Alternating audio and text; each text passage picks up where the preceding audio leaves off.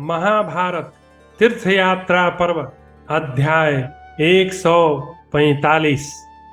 घटोत्कच और उसके साथियों की सहायता से पांडवों का गंधमादन पर्वत एवं बद्रिका आश्रम में प्रवेश तथा बद्री वृक्ष, नार नारायण आश्रम और गंगा का वर्णन।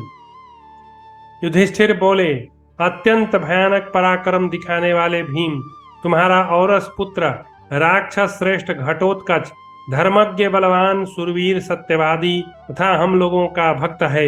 यह हमें शीघ्र उठा ले चले, जिससे भीमसेन तुम्हारे पुत्र घटोत्कच द्वारा शरीर से किसी प्रकार की क्षति उठाए बिना ही मैं द्रौपदी सहित गंधमादन पर्वत पर पहुंच जाऊं।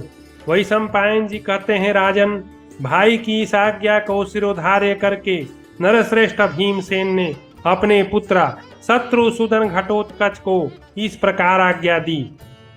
भीमसेन बोले, अपराजित और आकाशचारी हिडिंबानंदन, तुम्हारी माता द्रौपदी बहुत थक गई है। तुम बलवान एवं इच्छा अनुसार सर्वत्र जाने में समर्थ हो, अतः इसे आकाश मार्ग से ले चलो। बेटा, तुम्हारा कल्याण हो। इसे कंधे पर बैठाकर हम लोगों के बीच रहते हुए आकाश मार्ग से इस प्रकार धीरे धीरे ले चलो, जिससे इसे तनिक भी कष्ट न हो। घटोत्कच बोला, अनघ, मैं अकेला रहूं तो भी धर्मराज युधिष्ठिर, पुरोहित धौम्य, माता द्रौपदी और चाचा नकुल सहदेव को वहन कर सकता हूं। फिर आज तो मेरे और भी बहुत से संगी साथी मौजूद हैं। इस दशा में आप लोगों को ले चलना कौन सी बड़ी बात है। मेरे सिवा दूसरे भी सैकड़ों शूरवीर, आकाशचारी और इच्छा अनुसार रूप धारण करने वाले राक्षस मेरे साथ हैं। वे ब्राह्मणों सहित आप सब लोगों को एक साथ वहन करेंगे।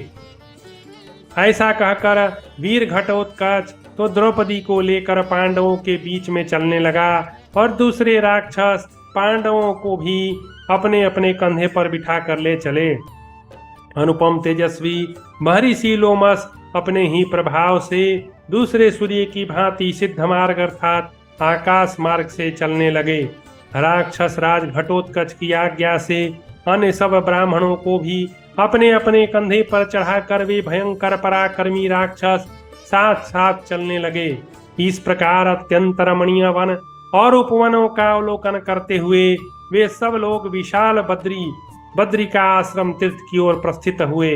उन महावेगशाली और तीव्र गति से चलने वाले राक्षसों पर सवार हो वीर पांडवों ने उस विशाल मार्ग को इतनी शीघ्रता से तय कर लिया मानो वह बहुत छोटा हो। उस यात्रा में उन्होंने मलेच्छों से भरे हुए बहुत से ऐसे देश देखे जो नाना प्रकार की रत्नों की खानों से युक्त थे। वहां उन्हें नाना प्रकार के धातुओं से व्याप्त कितने ही शाखा पर्वत दृष्टिगोचर हुए। उन पर्वतीय शिखरों पर बहुत से विद्याधर, वानर, किन्नर, किम पुरुष और गंधर्व चारों ओर निवास करते थे। मोर, चमरी, गाय, बंदर, रूरू, मृग, सुअर, गवय और भैंस आदि पशु वहां विचर रहे थे। वहां सब और बहुत सी नदियां बह रही थी। अनेक प्रकार के असंख्य पक्षी विचर रहे थे।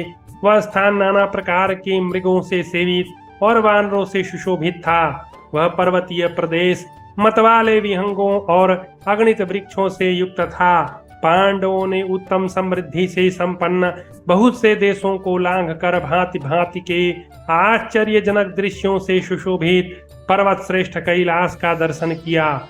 उसी के निकट उन्हें भगवान नर नारायण का आश्रम दिखाई दिया, जो नित्य फल फूल देने वाले दिव्य वृक्षों से अलंकृत था। वहीं वह विशाल एवं मनोरम बद्री वन भी दिखाई दी, जिसका स्कंध गोल था। वह वृक्ष बहुत ही चिकना, घनी छाया से युक्त और उत्तम शोभा से संपन्न था। उस शुभ वृक्ष के सघन कोमल पत्ते भी बहुत चिकने थे। उसकी डालियां बहुत बड़ी और बहुत दूर तक फैली थी। वह वृक्ष अत्यंत कांति से संपन्न था। उसमें अत्यंत स्वादिष्ट दिव्य फल अधिक मात्रा में लगे थे। उन फलों से मधु की धारा बहती थी। उस दिव्य वृक्ष के नीचे महर्षियों का समुदाय निवास करता था। वह वृक्ष सदा मदोन्मत्त एवं आनंद विभोर पक्षियों से परिपूर्ण रहता था। उस प्रदेश में डांस और मच्छरों का नाम नहीं था। फल मूल और जल की बहुतायत थी। वहाँ की भूमि हरी भरी घास से ढकी थी। देवता गंधर्व वहाँ वास करते थे। उस प्रदेश का भूभाग स्वभावतः समतल मंगलमय था। उस हिमाच्छादित भूमि का स्पर्श अत्यंत मृदु था। उस देश में कांटों का नाम नहीं था। ऐसे पावन प्रदेश में वह विशाल बद्री वृक्ष उत्पन्न हुआ था। उसके पास पहुंचकर वे सब महात्मा पांडव उन श्रेष्ठ ब्राह्मणों के साथ राक्षसों के कंधों से धीरे धीरे उतरे। राजन, तदनंतर ब्राह्मणों सहित पांडवों ने एक साथ भगवान नर नारायण के उस रमणीय स्थान का दर्शन किया, जो अंधकार एवं तमोगुण से रहित तथा पुण्यमय था। वृक्षों की सघनता के कारण सूर्य की किरणें उसका स्पर्श नहीं कर पाती थी। वह आश्रम भूख, प्यास, सर्दी और गर्मी आदि दोषों से रहित और संपूर्ण शोकों का नाश करने वाला था। महाराज, वह पावन तीर्थ महर्षियों के समुदाय से भरा हुआ और ब्राह्मी श्री से सुशोभित था। धर्महीन मनुष्यों का वहां प्रवेश अत्यंत कठिन था। वह दिव्य आश्रम देव पूजा और होम से अर्चित था। उसे झाड़ बुहार कर अच्छी तरह लीपा गया था। दिव्य पुष्पों के उपहार सब ओर की शोभा बढ़ा रहे थे। विशाल अग्निहोत्र गृहों और सुख श्रुवा आदि सुंदर यज्ञ पात्रों से व्याप्त वह पावन आश्रम जल से भरे हुए बड़े बड़े कलशों और बर्तनों से सुशोभित था। वह सब प्राणियों के शरण लेने योग्य था। वहां वेद मंत्रों की ध्वनि गूंजती थी। वह दिव्य आश्रम सबके रहने योग्य थकावट को दूर करने वाला था। वह शोभा संपन्न आश्रम अवर्णनीय था। देवोचित कार्यों का अनुष्ठान उसकी शोभा बढ़ाता था। उस आश्रम में फल मूल खाकर रहने वाले कृष्ण मृग, चर्मधारी, जितेंद्रिय, अग्नि तथा सूर्य के समान तेजस्वी, तपहपूत अंतःकरण वाले महर्षि, मोक्षपरायण, इंद्रिय संयमी, सन्यासी तथा महान सौभाग्यशाली ब्रह्मवादी ब्रह्मभूत महात्मा निवास करते थे। महातेजस्वी, बुद्धिमान, धर्मपुत्र युधिष्ठिर पवित्र और एकाग्रचित्त होकर भाइयों के साथ उन आश्रमवासी महर्षियों के पास गए। युधिष्ठिर को आश्रम में आया देख वे दिव्य ज्ञान संपन्न सब महर्षि अत्यंत प्रसन्न होकर उनसे मिले और उन्हें अनेक प्रकार के आशीर्वाद दिए। सदा वेदों के स्वाध्याय में तत्पर रहने वाले उन अग्नि तुल्य तेजस्वी महात्माओं ने प्रसन्न होकर युधिष्ठिर का विधि पूर्वक सत्कार किया और उनके लिए पवित्र फल मूल, पुष्प, जल आदि प्रस्तुत की। महर्षियों द्वारा प्रेम पूर्वक प्रस्तुत किए हुए उस आतिथ्य सत्कार को शुद्ध हृदय से ग्रहण करके धर्मराज युधिष्ठिर बड़े प्रसन्न हुए। उन्होंने भाइयों तथा द्रौपदी के साथ इंद्र भवन के समान मनोरम और दिव्य सुगंध से परिपूर्ण उस स्वर्ग सदृश शोभा वाली पुण्यमय नर नारायण आश्रम में प्रवेश किया। अनघ उनके साथ ही वेद वेदांगों के पारंगत विद्वान सहस्रों ब्राह्मण प्रविष्ट हुए। धर्मात्मा युधिष्ठिर ने वहां भगवान नर नारायण का स्थान देखा, जो देवताओं देव ऋषियों से पूजित था, भगीरथी गंगा से सुशोभित था। नरश्रेष्ठ पांडव उस स्थान का दर्शन करते हुए वहां सब और सुखपूर्वक घूमने फिरने लगे।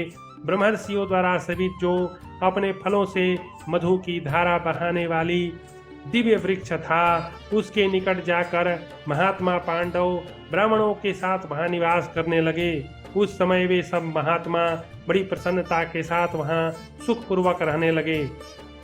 वहां सुवर्णमय शिखरों से सुशोभित अनेक प्रकार के पक्षियों से युक्त मैनाक पर्वत था। वहीं शीतल जल से सुशोभित बिंदुसर नामक तालाब था।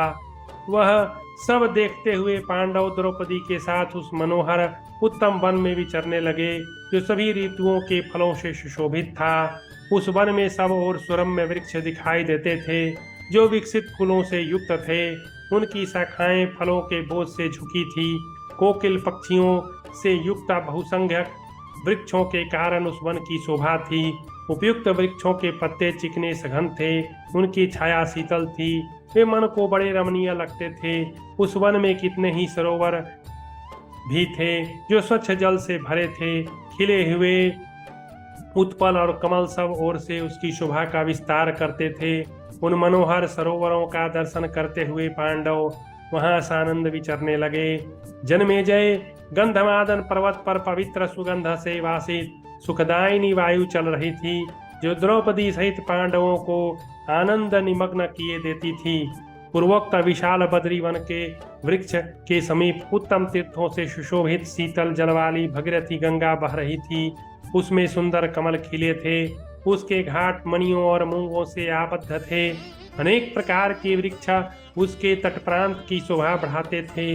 वह दिव्य पुष्पों से आच्छादित वो हृदय के हर्षोल्लास की वृद्धि कर रही थी। उसका दर्शन करके महात्मा पांडवों ने उस अत्यंत दुर्गम देवर्षि सेवित प्रदेश में भगीरथी के पवित्र जल में स्थित हो परम पवित्रता के साथ देवताओं, ऋषियों तथा पितरों का तर्पण किया। इस प्रकार प्रतिदिन तर्पण और जप आदि करते हुए वे पुरुष श्रेष्ठ कुरुकुल शिरोमणि वीर पांडव वहां ब्राह्मणों के साथ रहने लगे। देवताओं के समान कांतिमान नरश्रेष्ठ पांडव वहां द्रौपदी की विचित्र क्रीड़ाएं देखते हुए सुखपूर्वक रमण करने लगे।